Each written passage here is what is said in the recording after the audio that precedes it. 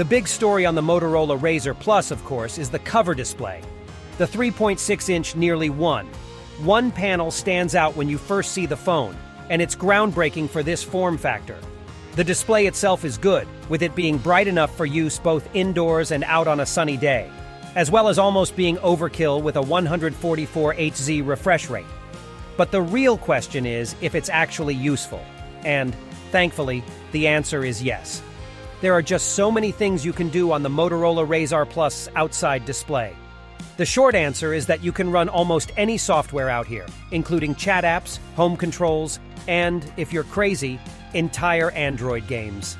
The Google app and the full Google Assistant experience were the only missing apps for which I felt a loss.